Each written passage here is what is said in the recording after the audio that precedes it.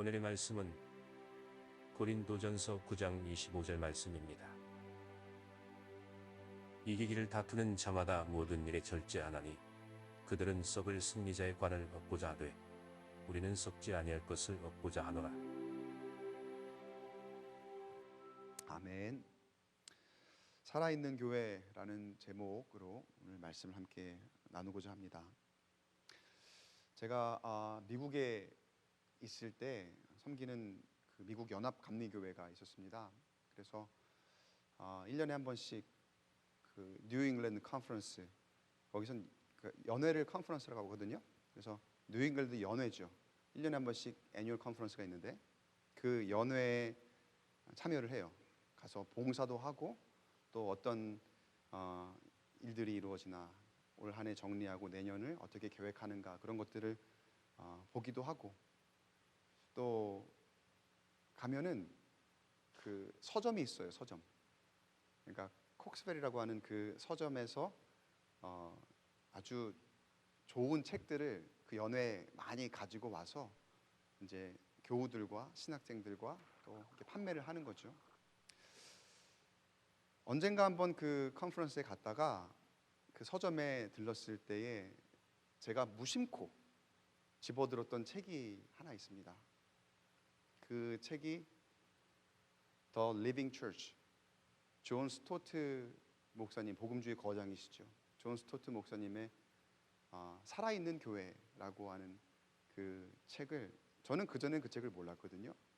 근데 그 책을 그때 우연히 제가 집어들고 한번 읽고 난 다음에 교회란 무엇인가에 대한 더 깊은 묵상을 하고 또 앞으로의 목회할 교회에 대한 제 관념을 정리하는, 생각을 정리하는 그런 책이 되었습니다. 그리고 지금까지도 몇 안 되는, 다시 생각날 때마다 들춰보고 또 영적으로나 내 삶 가운데에서나 조금 침체되었거나 다시 정리가 필요할 때 다시 한번 떠들러 보는 그런 책이 되었습니다.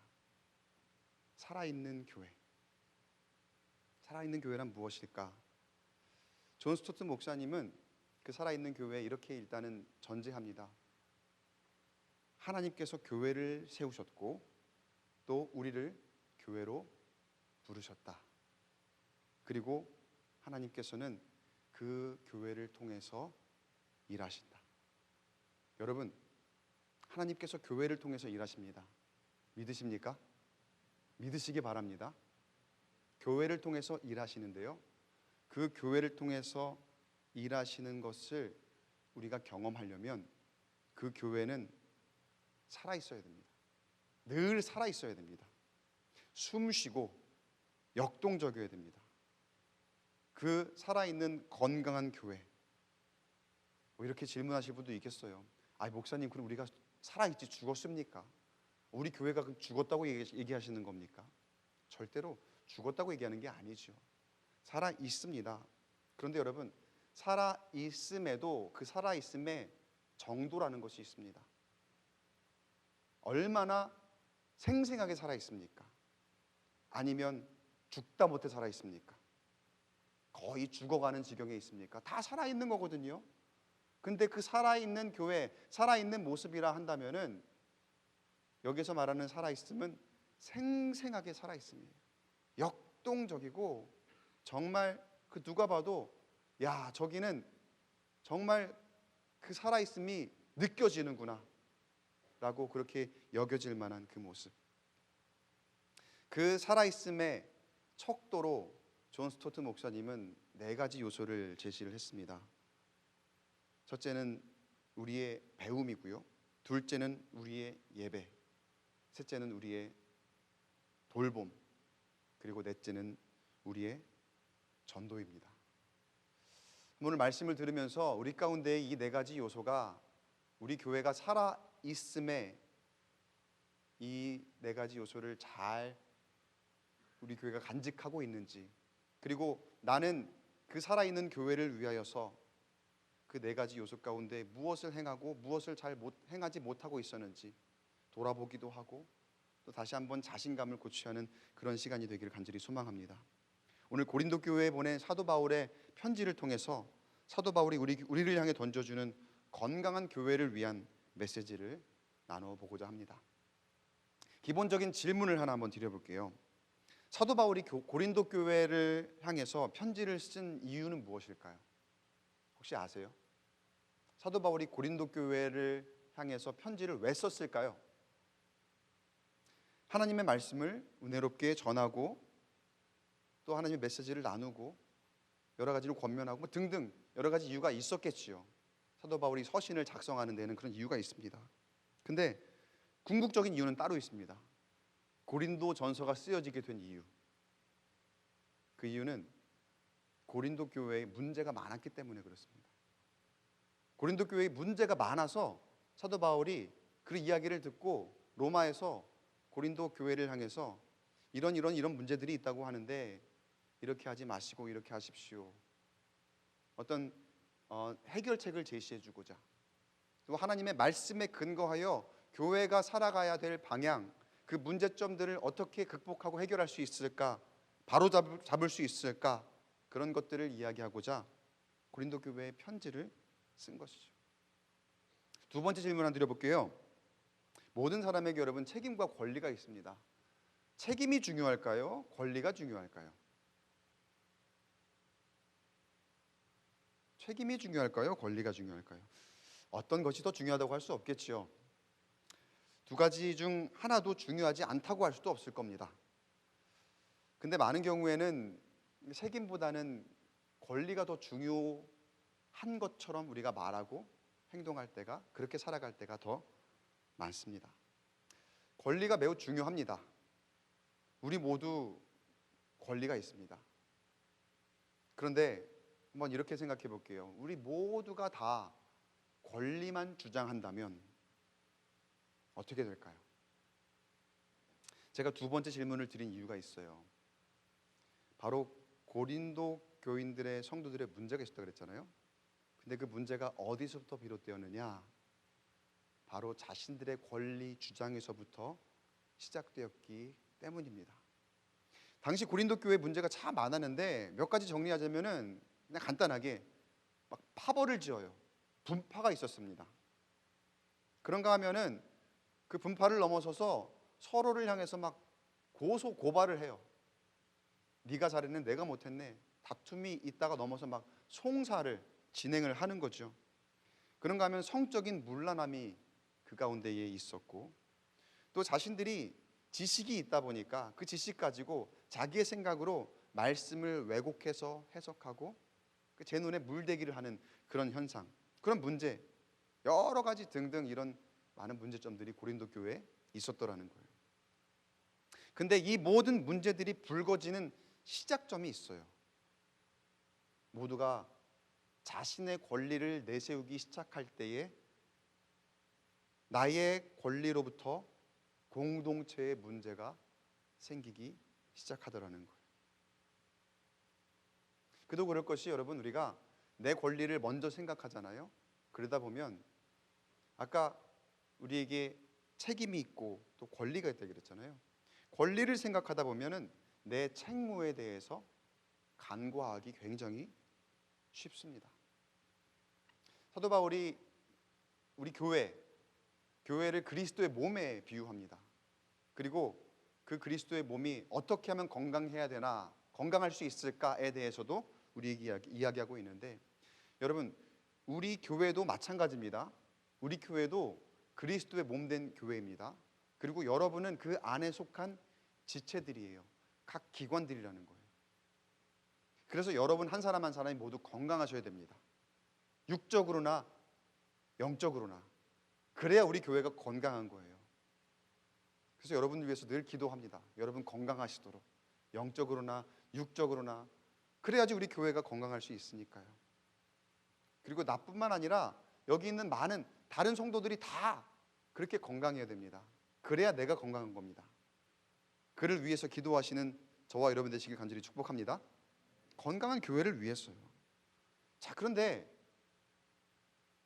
내가 이 사실을 제가 말씀을 드림에도 불구하고 깜빡깜빡해요. 순간순간 잊어요. 내 권리가 있거든요. 그러니까 내 권리를 집중하다 보니까 어느새 공동체의 건강은 온데간데 없고, 내 주변에 다른 사람은 어떻게 되든 상관없이, 교회가 어떻게 되든, 다른 사람이 영이 아프든 몸이 아프든 나만 잘 되면 된다라고 하는 그런 세상적인 가치로 우리 교회가 병들어가는 모습, 그렇게 변질될 때가 있더라는 거죠. 근데 여러분, 사실은요, 아까 이제 살아있는 교회에 대해 그 존 스토트 목사님이 제시하신 그 요소들이 있다 그랬잖아요. 거기에 예배가 있었습니다. 그리고 전도가 있었습니다. 우리는 많은 경우에 돌봄, 그러니까 나, 그리고 우리 교우들, 이게 일종의 그 교제거든요. 교회 모이면은 교제에 집중하는 그런 경향들이 굉장히 많이 있어요. 그 가치가 매우 중요하다. 그게 우리 권리니까요. 내가 교회 와서 은혜 받아야죠. 내가 교회 와갖고 마음이 평안해야죠. 세상에서도 이렇게 힘들게 살았는데 교회 예배 와서도 내가 좀 평안하면 안 됩니까? 그런 마음으로 아마들 많이 예배 오실 거예요. 맞습니다. 그것도 중요합니다. 세상에서 줄 수 없는 평안, 이 가운데 오면 마음이 편안해지고 또 위로받는 것 같고 너무나 중요하죠.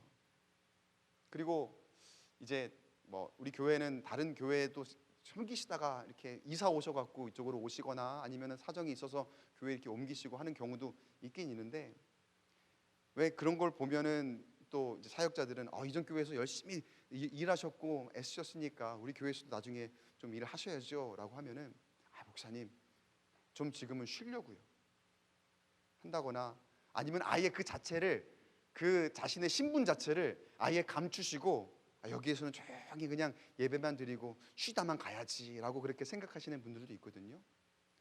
그것도 권리예요. 맞아요. 그것도 나의 권리죠. 그런데 그것도 존중돼야 되겠지만 우리가 간과하고 있는 매우 중요한 권리가 있어요. 바로 하나님의 권리예요. 하나님의 권리가 뭡니까? 예배입니다. 예배. 하나님이 마땅히 받으셔야 되는 권리, 그게 우리가 마땅히 드려야 되는 의무로 예배거든요. 근데 하나님을 예배하기보다는 내 만족을 위해서 예배하려 하는 그런 우리의 모습들이 있더라는 거예요. 그런가 하면 여러분, 전도에 무슨 권리가 있어요? 있습니다. 전도는 우리 이웃의 권리입니다. 그들이 복음을 들을 권리입니다. 그들이 예수님을 알도록 그 복음을 전해 들을 권리거든요. 그런데 내가 불편하니까, 내가 힘드니까, 내 권리를 찾다 보니까 그런 부분에 대해서는 생각하지 못하는 우리의 모습. 사실 살아있는 교회 가운데에 내 권리의 지분은 일부분이에요. 많은 부분이 하나님께 있고 또 우리 이웃에게 있거든요. 살아있는 교회가 역동적으로 그렇게 계속해서 살아있음을 유지하기 위해서, 아니 더 부흥하기 위해서는 내 권리도 중요하지만 하나님의 권리, 그리고 우리의 이웃의 권리를 위해서 내가 해야 할 의무를 생각해야 되더라는 거죠. 그런데 우리는 우리의 권리만 생각할 때가 너무나 많더라는 거예요. 사실 이 시대의 세상의 지혜는 내 권리를 제일 먼저 주장해야 된다, 그게 지혜로운 거다라고 가르칩니다. 개인의 자유, 개인의 권리, 어디에 있든지 간에 남들보다 내가 당당하게 내 권리를 주장하고, 그렇게 안 그러면 손해다, 그렇게 가르치죠. 근데 때로는 저마다 자신의 권리를 우선하다 보니까 많은 분쟁과 다툼이 일어나기도 합니다. 그리고 그 다툼과 분쟁은 교회 공동체 안에서도 예외는 아니더라고요. 근데 그 권리에 대해서 사도 바울은 조금 다른 생각을 가지고 있습니다. 자, 뭐라고 얘기하는지 고린도전서 9장 12절 말씀을 함께 보겠습니다. 한 목소리로 같이 읽어보겠습니다. 시작. 다른 이들도 너희에게 이런 권리를 가졌거든 하물며 우리일까 보냐. 그러나 우리가 이 권리를 쓰지 아니하고 범사에 참는 것은 그리스도의 복음에 아무 장애가 없게 하려 함이로다. 여기서 우리라 함은 사도 바울을 비롯한 사도들을 지칭하는 것입니다. 여러분, 사도들을 한번 보세요. 얼마나 교회에 기여한 것이 많았겠습니까? 또 그 중에서는 세상적으로도 이룬 것이 많은 사람들도 있었을 겁니다. 단적인 예로 사도 바울을 볼게요. 사도 바울을 보세요. 바울은 위대한 사도입니다. 아마 이 말에 부정하는 사람은 아무도 없을 겁니다. 그가 왜 대단합니까? 성경의 매우 많은 부분을 차지하는 서신서들의 저자이기 때문입니다. 각 서신들이 많은 지역의 교회들을 향하고 있습니다. 그가 선교 여행을 다니며 기초를 다니고 직접 세웠던 그런 교회들입니다. 그러니 교회에 기여한 바가 그 누구보다 크다고 할 수 있겠죠, 사도 바울이. 또한 바울은 최고의 권위를 가진 율법학자 가말리엘 문화에 있었고 로마 시민권을 가진 권세 있는 사람이었습니다. 그 이룬 것으로 한때는 기독교인들을 박해하고 잘못된 일을 저지르기도 했지만 결국은 예수님을 만나고 수많은 교회들을 세웠습니다. 전도 여행을 다니면서 수많은 교회들을 직접 세웠던 그 장본입니다. 고린도 교회도 그가 세운 여러 교회들 중 하나입니다. 권리를 주장하려면 사도 바울처럼 사도 바울만큼 할 수 있는 사람도 많이 없을 거예요. 그러나 사도 바울은 그런 권리를 다 주장하지 않겠다고 합니다. 그 권리들을 주장하지 않고 어떻게 했다고 해요? 참았다. 여러분, 참았다. 하기 싫었다가 아니에요. 내가 그 권리를 주장하고 싶지 않았다가 아니라 참았다는 거예요. 권리를 주장하고 싶었지만 참았다. 한 번, 두 번 참은 것도 아니고 범사에 참았다. 자기가 내세울 것 많아요. 교회에 기여한 것도 많아요. 할 말도 많아요. 나를 위해서 내 권리대로 얘기할 것도 많아요. 근데 범사에 참았다. 왜? 무엇 때문에요? 방금 성경이 뭐라고 했습니까? 복음에 아무 장애가 없게 하려고. 제일 우선하는 가치가 있었기 때문에. 그게 무엇입니까? 복음입니다. 여러분, 복음의 성질은 머무르는 거 아닙니다. 복음의 성질은 전파되는 것이고 전파되어야 하는 것임을 믿으시기 바랍니다. 그 복음의 장애가 없게 하기 위해서 자신의 권리를 참고 그 복음이 전파될 수 있도록, 더 많은 교회가 세워질 수 있도록, 더 많은 믿는 사람들이 생겨날 수 있도록 사도 바울이 자신의 권리를 내려놓았다는 거예요. 사랑하는 성도 여러분, 살아있는 교회는 결국 그 교회를 통해서 복음이 전파되는 교회임을 믿으시기 바랍니다. 복음이 전파되지 않으면 그 교회는 살아있다고 할 수 없어요. 그리고 복음이 전파되기 위해서는 어떻게 해야 되느냐? 방금 사도 바울처럼 복음에 아무 장애가 없기 위해서는 자신의 권리를 주장하지 않고 범사에 참는 성도들이 있어야 될 줄 믿습니다. 내 권리를 참을 수 있는 성도들. 고린도전서 9장 19절 말씀, 내가 모든 사람에게서 자유로우나 스스로 모든 사람에게 종이 된 것은 더 많은 사람을 얻고자 함이라. 심지어 내 권리를 내려놓고 사도 바울은 종이 되었다라고 합니다. 왜요? 더 많은 사람을 얻고자. 분명 내가 할 수 있는 게 많습니다. 하고 싶은 것도 많습니다. 능력도 있습니다. 또 교회에 기여한 바도 많습니다. 그 어느 목사, 장로, 그리고 그 윗 권세보다도 사도 바울은 사실 하고 싶은 대로 할 수도 있는 사람이었을 거예요. 근데 그가 그렇게 다 한다고 한번 가정을 해보세요. 지금 우리가 이 많은 서신서를, 그 교회를 향해 지은 그 서신서를 읽을 수 있을까? 그 교회들이 다 세워질 수 있었을까? 마찬가지로 여러분, 교회에서 어떤 한 지체가 능력도 많습니다. 기여한 것도 많습니다.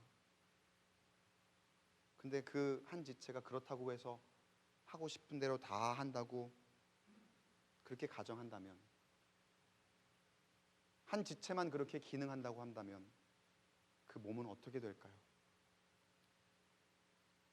사도 바울은 그 모든 것을 다 내려놓았노라, 이렇게 결단을 합니다. 더 많은 사람들을 얻고자. 그리고 그 결과, 그 뒤를 이어서 수많은 사람들이 교회에 모였고, 또 그 교회 안에 디모데를 비롯한 정말 훌륭한 사도들이 계속해서, 목사들이, 선생님들이 교회를 통해 배출되고 교회가 부흥하게 된 줄 믿습니다.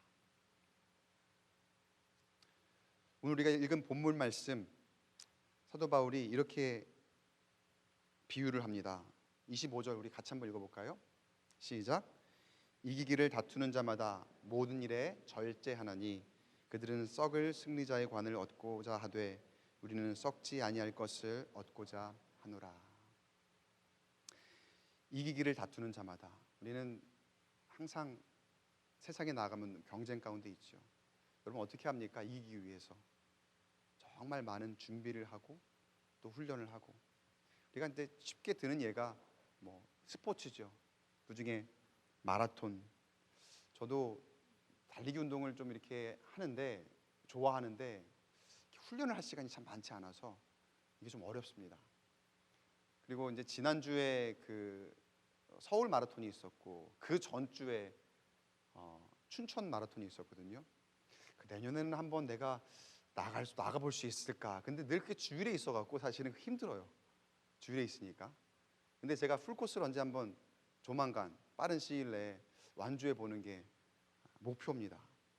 근데 풀코스를 완주한다는 게 쉬운 일이 아니거든요. 많은 훈련을 해야 됩니다. 긴 과정을 거쳐야 됩니다. 그리고 그 과정과 훈련 가운데 제일 필요한 요소가 무엇이냐? 바로 절제도라는 거예요. 절제. 어떤 다른 시간을 절제하고 훈련을 해야 되는 것, 그리고 기분, 하기 싫은 마음, 그것을 절제하고 훈련에 매진해야 되는 것. 그러니까 내 마음 내키는 대로 하면 안 돼요. 어느 날 기분 따라서 하면 안 돼요. 딱 정해진 그 스케줄에 맞춰진 훈련을 따라서 해야지 그 풀코스를 완주할 수 있는 그런 체력과 또 정신력이 갖추어지더라. 승리하기 위해서, 완주하기 위해서. 그리고 그 완주를 위한 훈련 과정을 잘 거치기 위해서 필요한 것이 뭐다? 바로 절제라는 거예요. 올림픽에서 금메달을 딴 선수들 우리가 많이 보죠. 근데 그 선수들이 나중에 인터뷰하는 것들을 보면 이구동성으로 가장 힘들었던 것이 무엇이냐라고 하면 음식 조절하는 거래요. 진짜 먹고 싶은 게 많은데, 그래서 금메달 따고 난 다음에 먹고 싶은 거 다 먹고 그런다고 하죠, 한동안. 근데 그 어린 선수들이 그 음식을 조절하는 게 얼마나 힘들겠습니까? 그런데 그 음식을 조절해야 내 지금 그 체중을 유지할 수 있고, 내 지금 컨디션을 유지할 수 있고, 최상의, 내가 가진 최상의 컨디션으로 임해야지 좋은 성적을 낼 수 있을까 말까 하니까 기본인 거예요. 내 최상의 컨디션을 유지하는 거는, 최고의 실력을 발휘하는 거는 일단 기본인 거예요. 최고의 실력을 가지고 나아가서 그 상대와 겨루어서 이기느냐 아니느냐 그거는 그때에 달려있지만, 일단은 나는 내가 할 수 있는 한 내 최고의 컨디션을 유지하는 것. 그를 위해 필수적인 게 뭐다? 절제라는 거예요. 절제. 그 중에서도 음식 참는 거 얼마나 힘듭니까? 여러분 그 음식도 해보셨겠지만 음식 참는 게 참 힘들죠. 보기에는 저 사람은 그냥 타고났지, 저 사람은 그냥 다르지, 역시 선수들은 달라, 금메달은 달라, 그냥 애초에 다른 사람이구나, 그렇게 생각할 수 있을 것 같아요. 그냥 이 사람은 정해진 거야, 그렇게 보이는 것 같아요. 그러나 그 어느 누구도 그 과정을 거치지 않은 사람은 없습니다. 전도는 그 사람이 잘해, 그 사람은 원래 잘해. 기도는 원래 그 사람이 잘해. 이건 내가 할 게 아니고 그 사람이 할 거야. 그렇게 쉽게 얘기하는 경우가 참 많아요. 정해진 거라고. 그러나 그 어느의 기도의 모양도, 그 어느 사람의 전도의 모양도 정해진 건 없습니다. 처음부터 잘하는 건 아무것도 없습니다. 다 과정이 필요하고, 그 가운데는 참아야 할 것들을 참았기 때문에 그렇게 정해진 것처럼 느끼도록 잘하게 되었다는 거죠. 사도 바울이 말하는 것은 무엇입니까? 세상에서도 1등하기 위해서 절제하고 인내하는데 우리 모두 하늘 가는 긴 여정을 걸어가고 있는, 썩지 않을 것을 얻기 위해 가고 있는 그 사람들이 얼마나 절제하고 있는가, 얼마나 인내하고 있는가,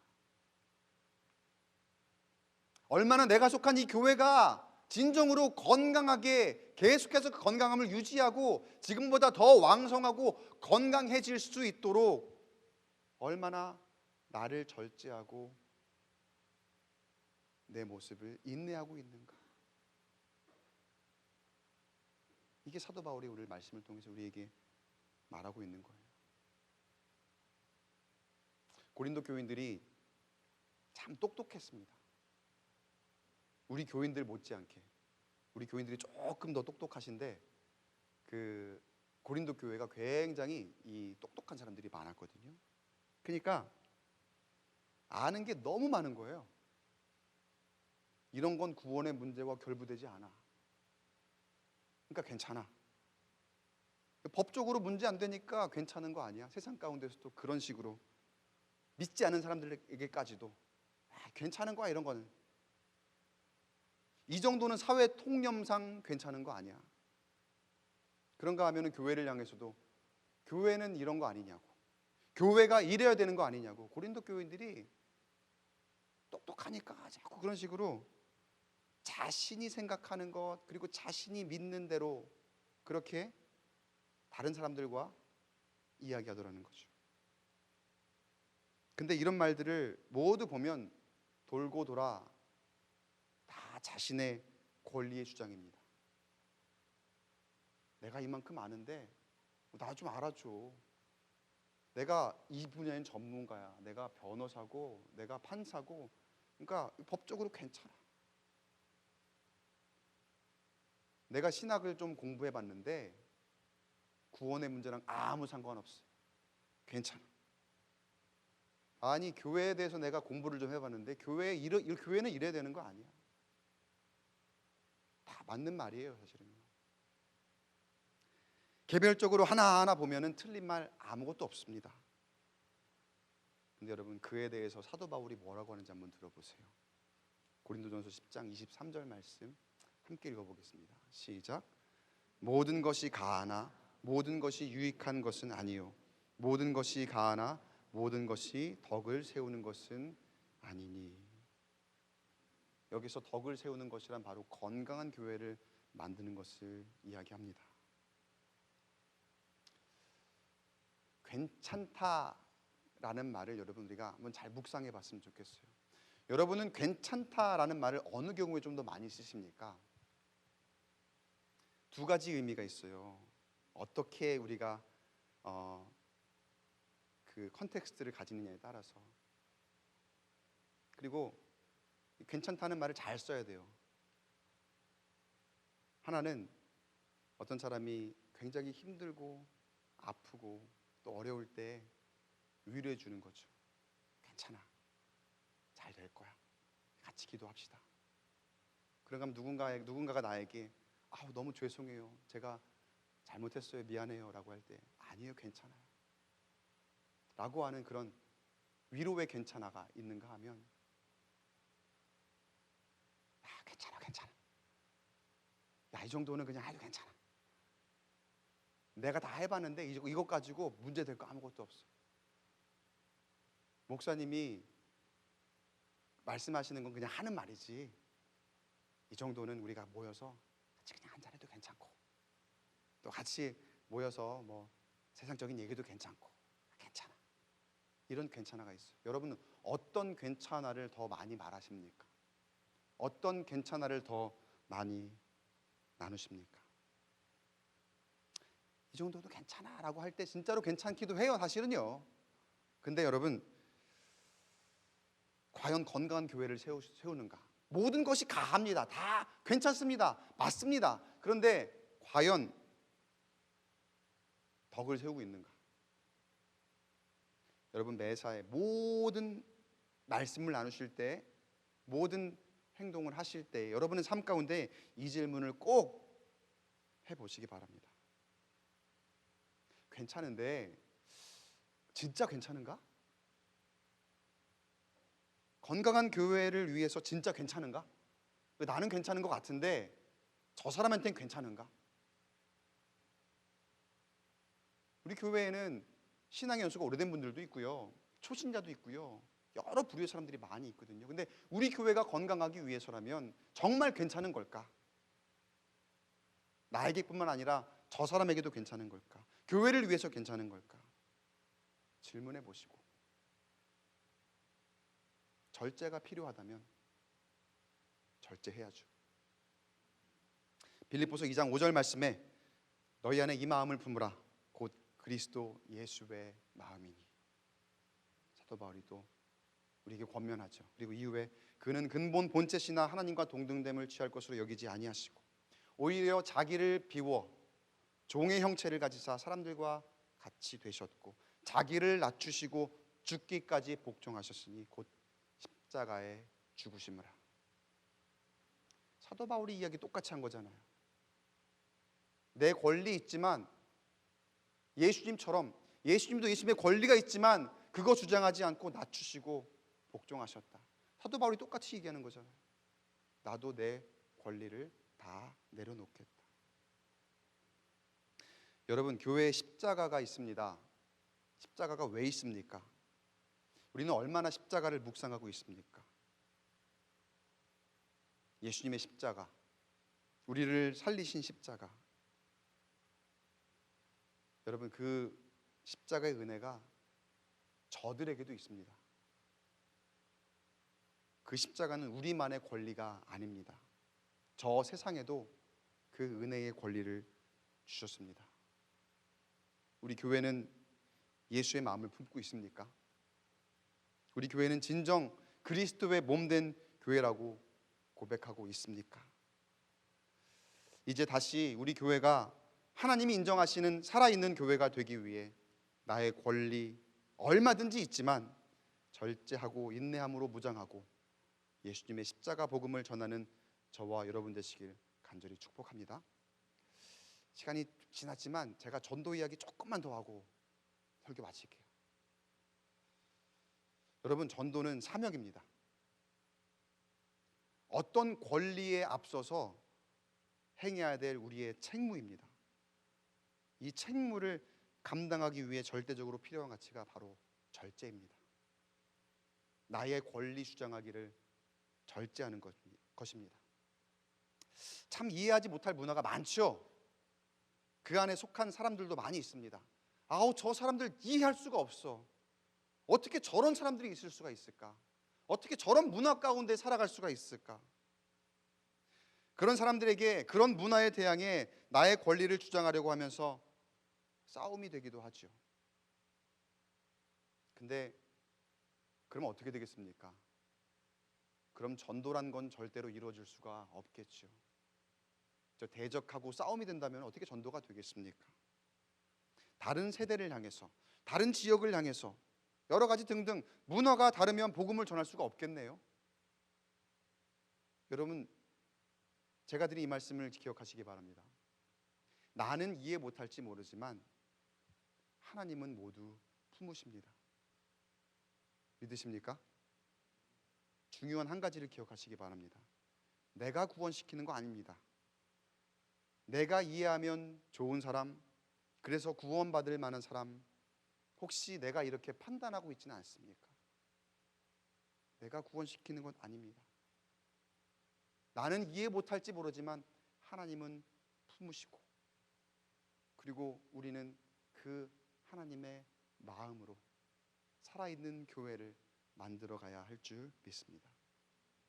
복음의 신비는요, 그 사람을 내가 이해하고 얻고 있지 않아요. 그저 받아들이면 신비로운 일이 일어납니다. 어떤 사람이 복음을 받아들이기 전에 내가 먼저 그 사람을 받아들여야 됩니다. 이해는 되지 않지만 거기서부터 복음의 놀라운 신비가 시작됩니다. 이해시키려 하지 마시고요, 또 이해하려고 억지로 애쓰지 마시고요, 진심으로 그저 전하시기 바랍니다. 다른 것 아닌 여러분의 진심이 통하게 될 줄 믿습니다. 주님께서 우리에게 오신 것 같이 우리를 세상으로 보내셨습니다. 복음을 오해하며 나도 정말 이해하기 힘든 그 사람들에게 세상으로 보내셨습니다. 고립되어 아파하고 있는 사람들이 있는 그 세상으로 우리를 보내셨습니다. 그 사람들과 함께 울도록 그 세상으로 우리를 보내셨습니다. 우리에게 주신 십자가 복음을 들고 그들에게 나아가길 주님께서 원하십니다. 바라기는 나의 권리 있습니다. 맞습니다. 그리고 많이 있습니다. 그러나 담대하게 내려놓고 주님 주신 사명을 감당함으로 주님이 원하시는, 그리고 인정하시는 살아있는 교회로 다시 한번 나아가는 우리 광교 꿈의 교회, 그리고 그 속한 모든 지체들, 우리 성도님들 되시기를 주님의 이름으로 간절히 축원합니다.